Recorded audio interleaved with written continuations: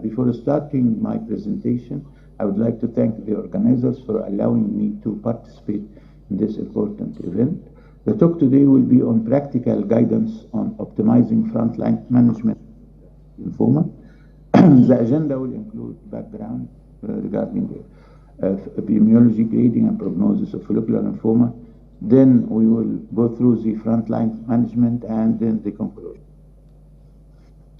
Follicular lymphoma is the second most common non-Hodgkin lymphomas in Western countries, and in Egypt it represents about 5% of non-Hodgkin lymphoma, with a median age at diagnosis of 63 years. And we all know that despite most patients presenting with asymptomatic lymphadenopathy, the majority are diagnosed with disseminated disease. And we also know that 2% risk per year of follicular lymphoma transforming into diffuse large B-cell lymphoma has been observed.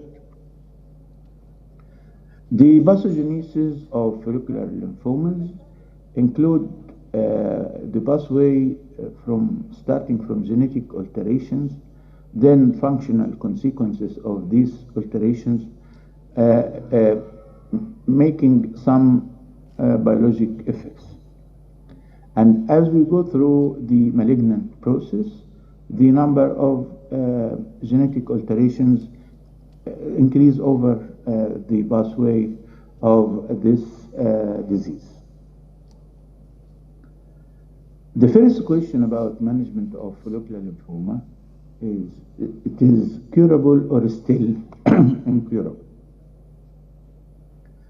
There are some studies, including that of the Stanford University, where, as you see in this figure, the median overall survival improved from 11 years in eras 1 and 2 to about 18.4 years in era 3, and has not yet been reached in era 4. And this is quite clear from this figure. And the Swedish study, where the nationwide improved survival in the Rituximab era, particularly in elderly women, were observed, and the conclusion of this study was clear that the introduction and the establishment of Rituximab have led to a nationwide improvement in follicular lymphoma survival. And the MD Anderson Cancer Center, again, the data from the years 1944 to 2004 showed the same conclusion, with increased survival along the years. So, is follicular lymphoma curable or still incurable? Well, about 50% of patients in early stage are cured with radiotherapy, and those having grade 3B, 50% again are cured with RCHOP, and using allogeneic transplantation in relapsing cases also produce the same result. So, the median overall survival rate increased from 10 to 18 years along the years, but still follicular lymphoma remains in. What are the prognostic factors of follicular lymphomas? Of course, we know the staging, an arbor staging system, where the patients are classified into those very well-known 4 stages. We also know that the tumor grading in follicular lymphoma, according to the World Health Organization criteria, are clear and show relation to prognosis, as well as to kind of treatment given to those patients. We also have the FLIPI score, where there are 2 prognostic indices, one called FLIPI 1 and the other FLIPI 2. And in the FLIPI 1, the number of lymph node sites, the level of LDH, the age of the patients, the unarbor stage, and the level of hemoglobin level, classify patients into low, intermediate, and high risk groups. And the survival, of course, increase in the low risk versus the high risk group. And the same is for FLIPI 2, but the parameters are different, where the main criteria are the H, hemoglobin level, serum beta 2 microglobulin, bone marrow involvement, and more than 6 centimeter greatest diameter of the largest lesion. This clearly shows the relation between the FLIPI score 2 group, or FLIPI2 score group, and the progression-free and overall survival.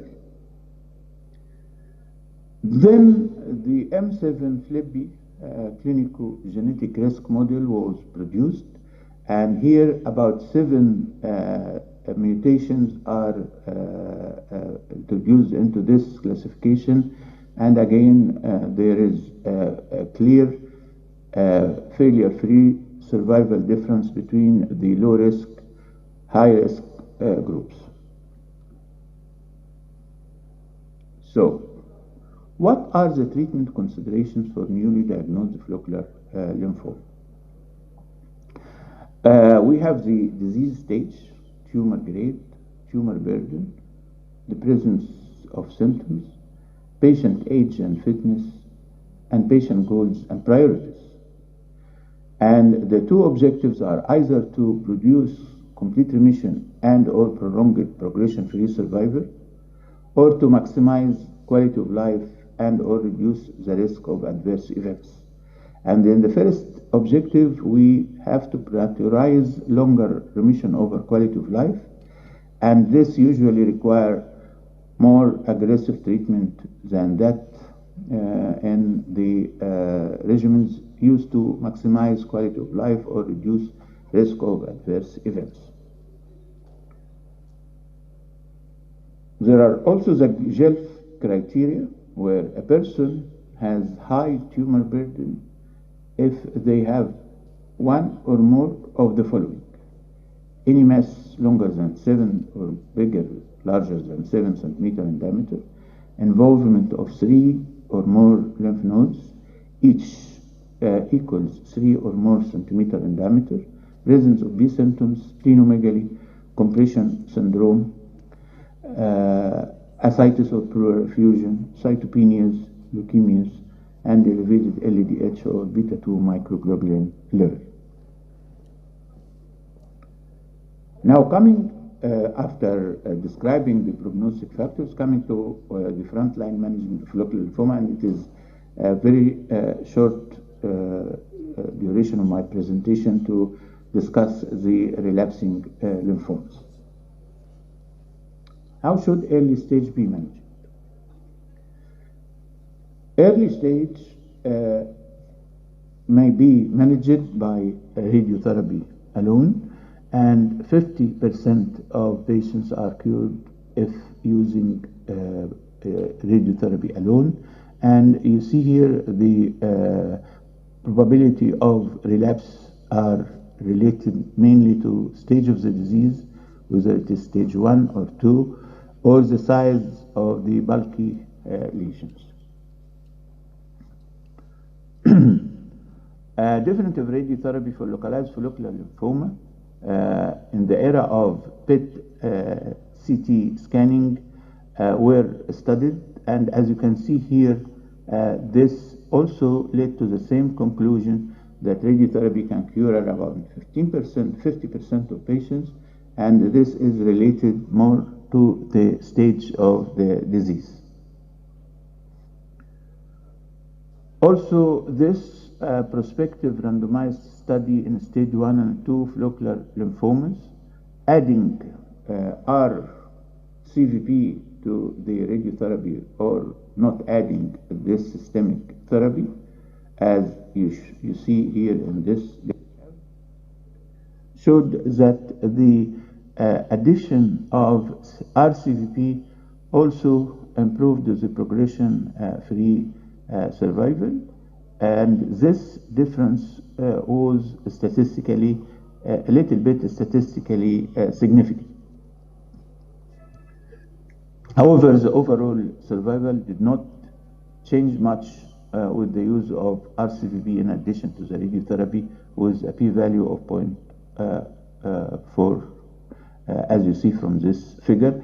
And the conclusion of this study was clear that for patients with stage 1 to 2 follicular lymphoma who are treated with curative intent, we recommend treatment with involved field radiotherapy followed by chemoimmunotherapy as a reasonable evidence-based choice for the standard of care, depending on the fact that the probability of relapse increases with the use of R-CVP, although the overall survival did not differ much.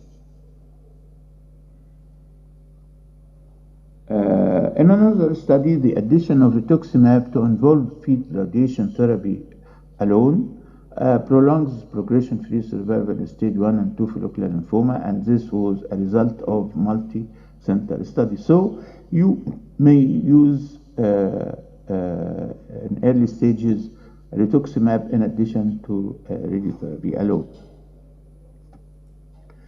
How to manage low tumor burden asymptomatic follicular lymphoma? The case studies with this regard informing how to manage low tumor burden asymptomatic follicular lymphoma are shown in this table or this text. But before going through this, we have to discuss first, is watch and wait still acceptable? Well, this concept was based on 3 old randomized studies where watch and wait versus immediate chemotherapy was tried by the old regimens and some of the recent ones. As you see here, the use of primesmog or prednisone or chlorambucil versus watch and wait therapy did not show a difference in overall survival. But if we go through the recent ones, the first study showed that in asymptomatic advanced stage follicular lymphoma, rituximab therapy improves progression-free survival but not overall survival compared with watchful waiting. And this study, as you see here, were randomizing patients with asymptomatic stage 2, 3, 4 follicular lymphoma with low tumor burden into 3 lines: rituximab for 4 weeks, weekly for 4 weeks, then every 2 months for 2 years, versus rituximab for weekly for 4 years versus and then regular clinic visits versus watchful waiting with regular clinical visits. And the study showed that there is a progression-free survival difference, but overall survival did not differ. The second study, which is the resort study, which was used in patients with low tumor burden follicular lymphoma, maintenance rituximab after induction improves the progression-free survival but not overall survival compared with no maintenance. And in this study, the patients who received the standard of care or rituximab was then treated with either maintenance rituximab for 2 years versus using rituximab only at disease progression. Here you show the results of the survival, where the difference was marginal in the time to first use of cytotoxic therapy, but the treatment failure-free survival was not different. The third study was done in patients with low tumor burden follicular lymphoma, and short duration maintenance rituximab improves event-free survival compared with no maintenance. You see here, this is the example of the treatment given in this study, and here patient attaining stable disease, partial remission or complete remission at week 12 after receiving rituximab weekly for 4 weeks were randomized between rituximab at months 3, 5, 7, 9 versus no versus further treatment. And you see here the probability of event-free survival was better for prolonged use of rituximab versus no further rituximab. But the overall survival was not that different. Then, which chemotherapy is the best? The comparison of chemotherapy backbone and rituximab-based chemoimmunotherapy includes these 5 studies, and then the use of obinutuzumab versus rituximab was also illustrated in another study.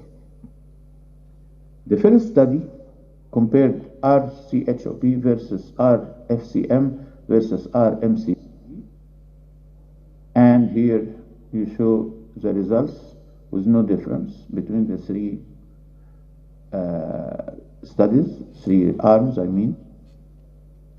The next study compared RCVB versus RCHOP versus RFM, again with the same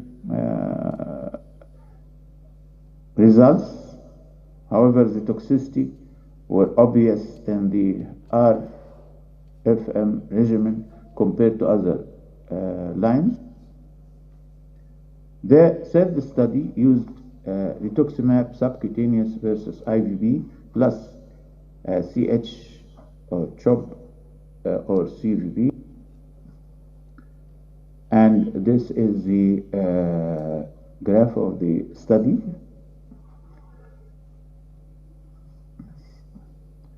And the efficacy and safety were comparable between the use of subcutaneous versus IV rituximab. Then what is the role of chemo-free options? The trials of chemoimmunotherapy for newly diagnosed follicular lymphoma included the still NHL-2003 study where Penda rituximab was compared to R-CHOP regimen, and in this study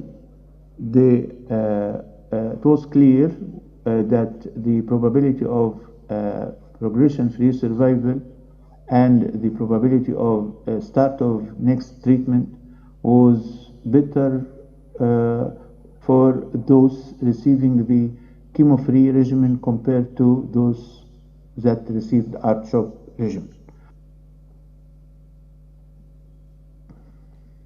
We have also the BRIGHT study where BR was compared to R-CHOP or RCVB in newly diagnosed follicular lymphoma, and again there was no much difference between the progression-free or overall survival rates.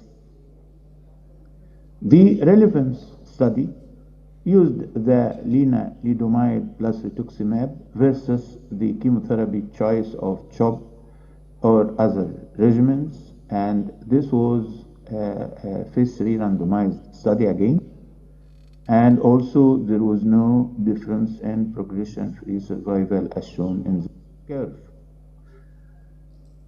Then we had the obinutuzumab versus rituximab based chemoimmunotherapy. And in this gallium study, the frontline of obinutuzumab versus rituximab based chemoimmunotherapy was compared with the chemotherapy choice, and then each arm was having a maintenance of the same immunotherapy used in the induction. And in the gallium study, there was statistically significant difference for the use of obinutuzumab versus rituximab. However, having the drug very expensive, I don't think that this could be of value in the use in our Egyptian circumstances. The safety was also compared, and there was no much difference. Then, should everybody receive rituximab maintenance? The PRIMA study showed that this is not the case, as you see from this study, and the survival, overall survival. So it is better always, for economic reasons, to restart rituximab upon relapse. And this also compared the maintenance rituximab with the same results.